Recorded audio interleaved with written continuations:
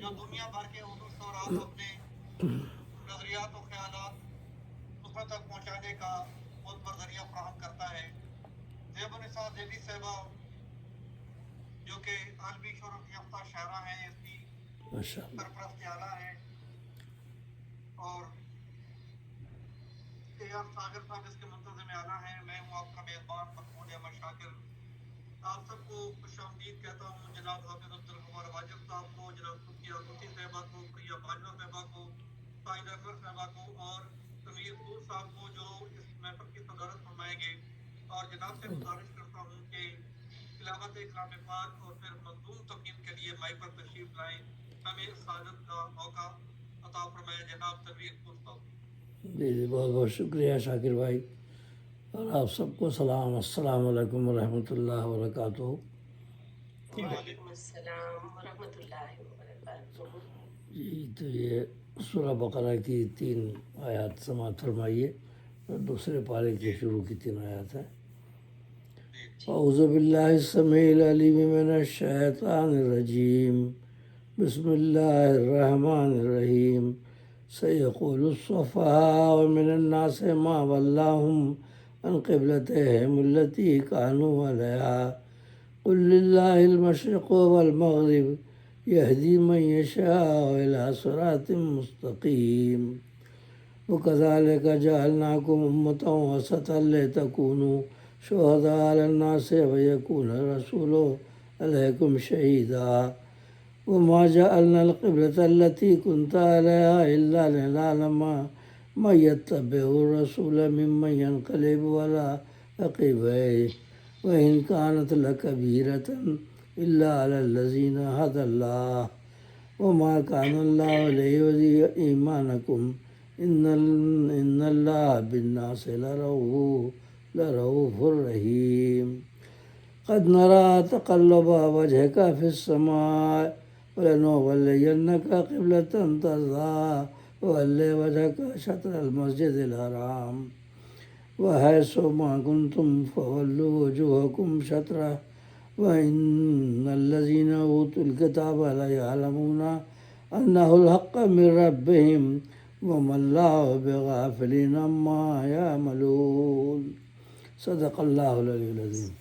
جزاک اللہ، جزاک اللہ۔ تو یہ آپ نے سورہ بقرہ کی 3 آیات سماعت فرمائی، جو کہ دوسرے پارے کی بھی پہلی 3 آیات ہیں۔ تو ان کی قبلے کے بارے میں ہے یہ، تو ان کی منظم تفہیم پیش کرتا ہوں، سماعت فرمائی۔ امان اللہ کی لیتا ہوں میں شیطان کے شر سے، جو دھتکارا ہوا ہے جو ہے باغی رب اکبر سے۔ وہ رب ہے سننے والا اور وہی ہے جاننے والا، وہی ہے حامل عظمت، وہی تو سب سے ہے اعلیٰ۔ اسی کے نام سے آغاز ہوتا ہے ہر ایک شے کا، جو بے حد رحم والا ہے، جو رحمانی میں ہے یکتا۔ بڑا ہی مہرباں ہے وہ ہے سب پر لطف عام اس کا، اسے اللہ کہتے ہیں سکون جائے نام اس کا، اسے اللہ کہتے ہیں سکون جائے نام اس کا۔ اور یہ سورہ بقرہ آیت 142 تا 144 3 آیات ہیں، اور دوسرے پارے کی پہلی 3 آیات۔ تو ان کی منظم تفہیم۔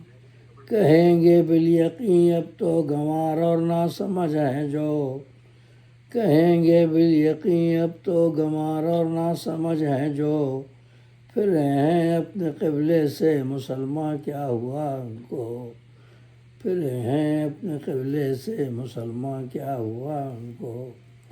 یعنی مکہ مکرمہ میں مسلمانوں کا قبلہ بیت المقدس ادھر تھا، اور یہاں بھی شروع میں رہا مدینہ منورہ میں، اس کے بعد خانہ کعبہ قبلہ جب ہو گیا تو اس کے بعد یہ آیات نازل ہوئی۔ کہیں گے بالیقین اب تو گنوار اور نہ سمجھ ہیں جو، پھر ہیں اپنے قبلے سے مسلمان کیا ہوا ان کو۔ مسلمانوں نے اپنا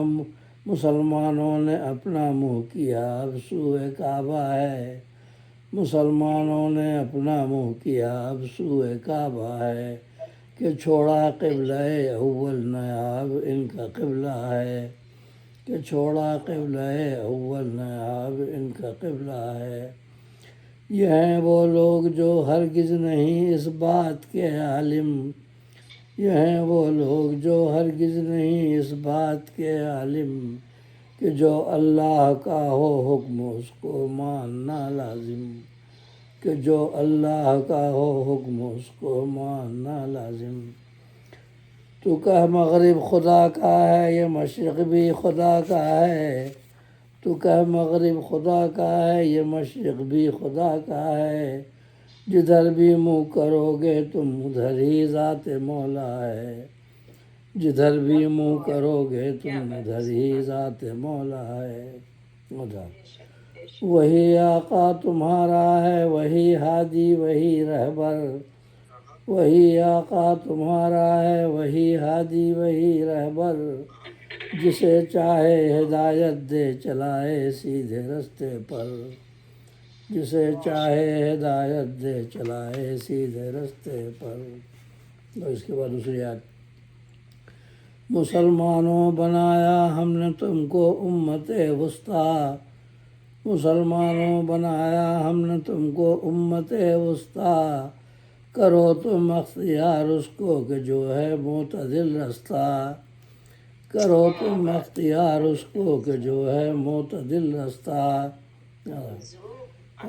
بنایا ہم نے ہے شاہد تمہیں دنیا کے لوگوں پر، بنایا ہم نے ہے شاہد تمہیں دنیا کے لوگوں پر، شہادت پھر تمہاری دے گا وہ مولا کا پیغمبر صلی اللہ علیہ وسلم، شہادت پھر تمہاری دے گا وہ مولا کا پیغمبر۔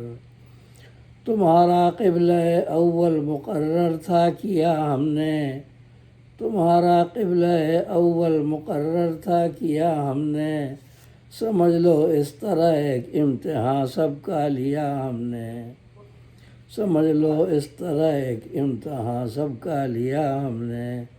اصل میں امتحان اس لیے اللہ تعالیٰ نے فرمایا کہ جب مکہ مکرمہ میں سے تو ظاہر وہ کعبہ کا زیادہ احترام کرتے تھے قریش، تو وہاں قبلہ رکھا ادھر تاکہ وہ دیکھیں کہ جو ایماندار ہیں وہ مانیں گے اس کو، ان کے دل میں تو کعبے کی عقیدت تھی نا مکہ مکرمہ۔ جب مدینہ منورہ آ گئے تو پھر بعد میں بدل دیا۔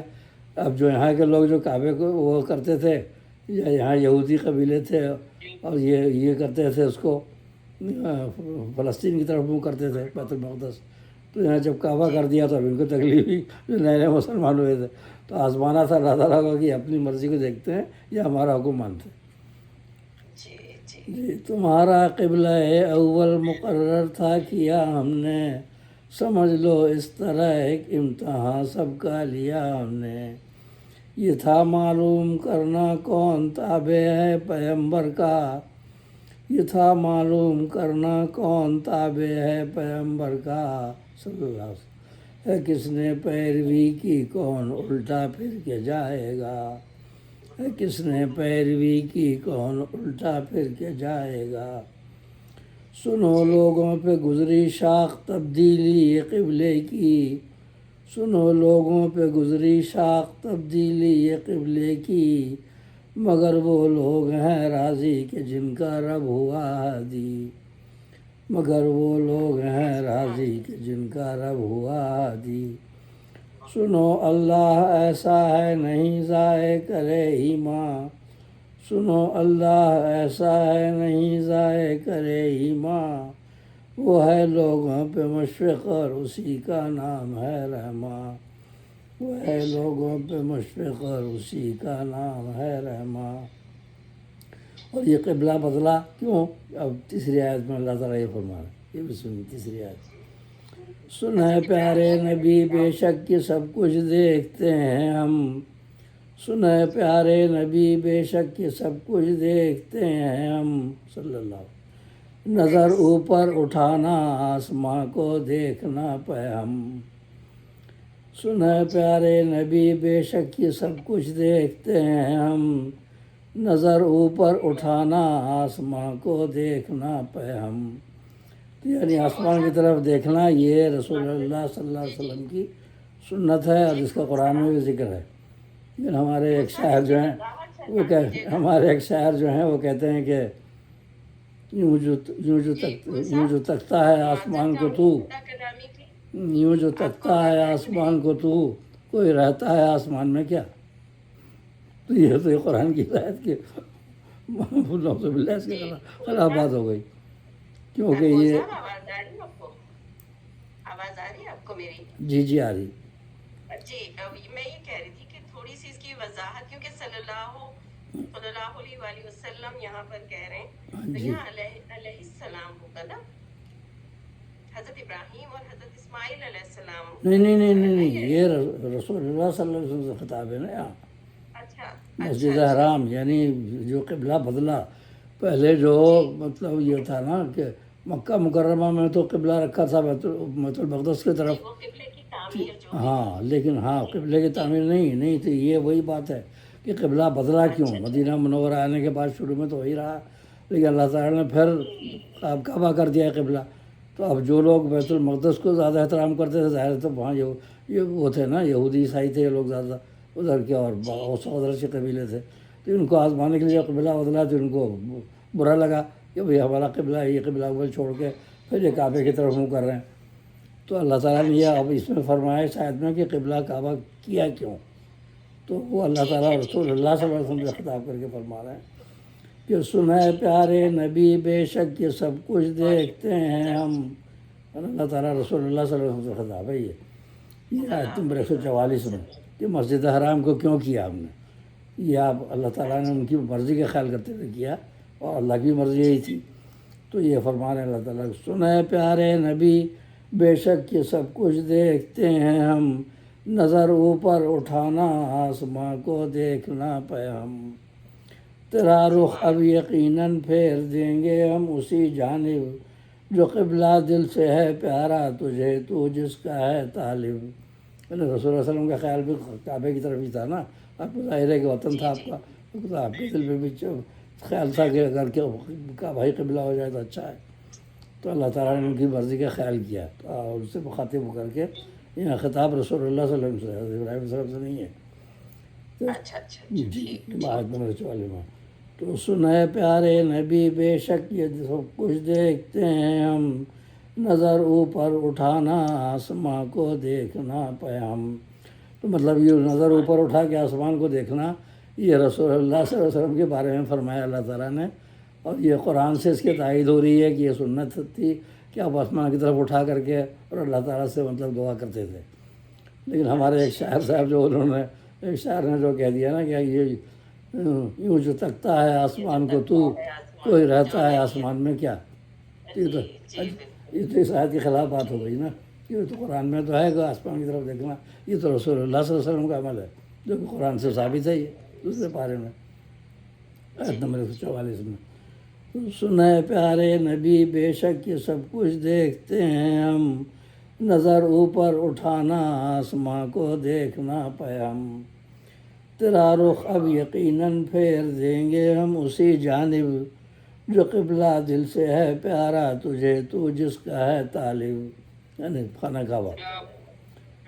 کرو رخ اپنا کعبے کی طرف تم پر ہوا لازم، کرو رخ اپنا کعبے کی طرف تم پر ہوا لازم، کہ مسجد محترم جو ہے بنی اب قبلہ مسلم. تحویل قبلہ، مسجد قبلتین ہے نا مدینہ منورہ میں، گئے ہوں آپ لوگ دیکھا ہوا وہاں تو دونوں قبلے ہیں وہاں، مسجد قبلتین. کرو رخ اپنا کعبے کی طرف تم پر ہوا لازم، کہ مسجد محترم جو ہے بنی اب قبلہ مسلم. کرو منہ تم اسی جانب جہاں پر بھی رہو تم سب، کرو منہ تم اسی جانب جہاں پر بھی رہو تم سب، جو ہیں اہل کتاب ان کو ہے سب معلوم حکم رب، جو ہیں اہل کتاب ان کو ہے سب معلوم حکم رب. ان کی کتابوں میں بھی تھا کہ جب آخری نبی آئیں گے صلی اللہ علیہ وسلم، ان کی ایک پہچان یہ ہوگی کہ وہ قبلہ بدل جائے گا. اس وقت پہلے دوسرا قبلہ ہوگا اور تحویل قبلہ بھی ہوگی. ان کے پاس پیشگوئی موجود تھی. یہ ایک پہچان ہے کہ آخری نبی وہی ہیں صلی اللہ علیہ وسلم، کہ جن کے زمانے میں قبلہ بدلے گا. ان کے پاس پیشگوئی تھی، اسی کو اللہ تعالیٰ فرما رہا ہے. کرو منہ تم اسی جانب جہاں پر بھی رہو تم سب، جو ہیں اہل کتاب ان کو ہے سب معلوم حکم رب، سنو اعمال جو ان کے ہیں ان سے رب نہیں غافل، سنو اعمال جو ان کے ہیں ان سے رب نہیں غافل، نہیں وہ بے خبر اس سے کہ کیا ہے اندرون دل، نہیں وہ بے خبر اس سے کہ کیا ہے اندرون دل۔ صدق اللہ علیہ وسلم۔ مطلب پتہ تھا ان کے پاس پیش گوئی بھی تھی، لیکن پھر بھی انہوں نے ضد کی کہ نہیں قبلہ بدل کیا، کیوں مذاق اڑایا۔ ان کے پاس تو پیش گوئی موجود تھی کہ جب خاتم الانبیاء آئیں گے، آخری نبی صلی اللہ علیہ وسلم آئیں گے تو ان کے زمانے میں قبلہ بدلے گا، پہلے قبلہ اول تھا، بعد میں خانہ کعبہ کر دیا۔ تو اصل میں ان لوگوں کے لیے امتحان تھا جو مدینہ والے تھے، کیونکہ زیادہ تر یہودی عیسائی بھی تھے وہاں جو نئے نئے مسلمان ہوئے تھے، تب ان کو سب شاق گزرا کہ پھر انہوں نے خانہ کعبہ کو کیوں کر دیا۔ تب تو قیامت تک کے لیے وہی ہے، ہمارا قبلہ اول تو ختم ہو گیا نا، ابھی یہ ہے دوسرا، وہ اپنا اسی کو ماننا ہے پہلے۔ تو ہے بھی پرانا تو یہی ہے نا، خانہ کعبہ تو پہلے بنا تھا نا، بہت پرانا، وہ تو بعد میں بنایا ہے ہیکل سلیمانی حضرت سلیمان علیہ السلام کے زمانے میں، تو وہ بعد کا ہے، لیکن یہ پہلا تو اصل میں زیادہ پہلا گھر جو بنا ہے جو زمین پر آدم علیہ السلام کے زمانے سے خانہ کعبہ ہے نا، قرآن پاک میں۔ اللہ نے داؤد میں بھی بتایا کہ اللہ تعالیٰ تو ہر جگہ موجود ہے۔ ہاں وہ تو کہہ ہی دیا کہ آپ کے لیے قبلہ ایک مرکز بتا دی، لیکن وہ ہر جگہ موجود ہے۔ جیسے ہم سفر میں ہوتے ہیں تو وہاں ہم قبلہ نہیں ملتا، تو جس طرح بھی آپ پڑھ لیں نیت آپ کی ہے نا اللہ کی طرف وہ کر کے، پلین میں سفر کر رہے ہیں آپ کا قبلہ کہاں تک تو وہ کریں گے، ٹرین میں جا رہے ہیں، ریل میں جا رہے ہیں تو گاڑی تو بنتی رہے گی، تو وہاں آپ پڑھ لیں، وہاں پھر آپ نیت کر کے پڑھ لیں کہ جہاں مجبوری ہے نا وہاں تو، لیکن جہاں آپ کو پتہ ہے وہاں آپ استقبال قبلہ کریں، جیسے مسجد میں ہے یا گھر میں ہے، آپ کو تو ڈائریکشن کو پتہ ہے۔ جی بہت بہت شکریہ۔ بہت خوبصورت منظور ترجمہ، بہت لطف آیا سننے میں۔ یہ فرمائیں، جی صاحب یہ فرمائیں یہ امت وسطیٰ سے کیا مراد لیا گیا ہے؟ وسطیٰ سے مطلب لیے گیا کہ معتدل، یعنی درمیانی راستہ اختیار کرو۔ میری آواز آ ہاں رہی ہے؟ جی ہاں، انتہا پسندی نہیں کرو، انتہا پسندی سے روکا گیا ہے کہ امت وسطیٰ کا مطلب یہ ہے کہ آپ درمیانی راستہ اختیار کریں، اعتدال سے رہیں، ایک طرف نہ جا کے ایک طرف انتہا پسند، جیسے کہ اب خارجی لوگ ہیں ہے نا، خارجیوں کے بارے میں تو حدیث میں بھی ہے نا، ایک طرف ہو گئے لا حکم الا اللہ، جنہوں نے حضرت علی کرم اللہ وجہ کے خلاف جنگ چھیڑ دی، جنگ نہروان۔ انہوں نے کہا تھا نا جب وہ جنگ ہوتی رہی ان کی امیر معاویہ اور ان میں جنگ صفین کی وجہ آپ نے دیکھا کہ 70,000 لوگ ایک رات میں مارے گئے، اب مارے گئے شہید ہوئے کیا جو بھی 70,000 لوگ، اس کا رات کا نام ہے لیلۃ الحریر۔ لیلۃ الحریر، حریر اصل میں کہتے ہیں ریشمی چادر، ریشمی کپڑا، تو مطلب وہ تلوار کی سائیں اندھیرے میں ایسی تھی جیسے معلوم ہو کہ ریشمی پردہ جو ہے وہ ہوا سے لہرا رہا ہے، جیسے ہے نا ہوا میں جیسا آواز ہوتی ہے سائیں، تو رات بھر ایسی تلوار چلی، دوسرے دن پتہ لگا کہ 70,000 لوگ کہاں آ گئے اس میں۔ تو پھر حضرت علی کرم اللہ وجہ نے کہا کہ تو بڑا نقصان ہو گیا، دونوں طرف مسلمان ہی تھے نا، تو آپ نے کہا کہ بھائی اس جنگ سے کوئی فائدہ نہیں، کوئی نتیجہ نہیں برآمد ہو رہا، تو آپ نے کہا ایسا کرتے ہیں ہم ثالثی کر لیتے ہیں، 3 آدمی، ان کو صحابہ کو پڑھا ہوگا تاریخ میں ہم نے، تو وہ کر رہے تھے۔ جب وہ ثالثی کی بات ہونے لگی تو ایک گروہ جو تھا حضرت علی کرم اللہ کے لشکر سے وہ الگ ہو گیا، انہوں نے نعرہ لگا لا حکم الا اللہ، اللہ کے علاوہ کوئی کسی کا حکم نہیں چلتا، تو ہم یہ ثالثی والے سے نہیں مانتے، اب تو لڑے، وہ لڑنے پہ چکر میں، تو وہ دشمن ہو گئے حضرت علی کرم اللہ وجہ کے بھی، امیر معاویہ کے بھی، اور ان کے مصر میں عمر بن العاص تھے حضرت، ان کو بھی، تو تینوں پہ حملہ کیا انہوں نے، تو وہ انتہا پسند تھے، تو مطلب بہت زیادہ اس میں ہوگا کہ اب وہ بات حکم نہیں مان رہے ہیں، کہ اللہ تعالیٰ نے تو کہا ہے نا کہ آپس میں فرمایا ہے نا کہ بھائی ثالثی کر لو، مشورہ کر لو آپس میں، اس میں بھی ہے کہ جب وہ ہے نا کہ اگر میاں بیوی اختلاف ہو جائے، دونوں طرف کے لوگ جمع ہوں ثالثی کر لیں، تو وہ کوئی بری بات نہیں ہے۔ ہاں تو امت وسطیٰ کا مطلب یہی ہے کہ آپ درمیانی اعتدال کا راستہ اختیار کریں، انتہا پسندی نہ کریں، یا تو بالکل گمراہی کی طرف چلے جائیں، یا بالکل ہی آپ اپنے کو بہت زیادہ پارسا سمجھ کر کے اور سب کو خراب کہنا شروع کر دیں، ایسا نہیں ہے۔ جی بہت شکریہ، جزاک اللہ، بہت اچھا لگا۔ یہ تھے جناب جزاکم اللہ فی الدارین خیرا۔ سورہ بقرہ کی آیات، جی 3 آیات جو سیقول دوسرے پارے کی شروع کی 3 آیات ہیں۔ مسلمانوں کے قبلہ کی تبدیلی کا ذکر ہے، تلاوت فرمائیے، اس کا مفہوم ترجمہ فرمایا. میں اب حافظ عبد الغفار صاحب سے گزارش کرتا ہوں کہ تشریف لائیں اور نعت رسول مقبول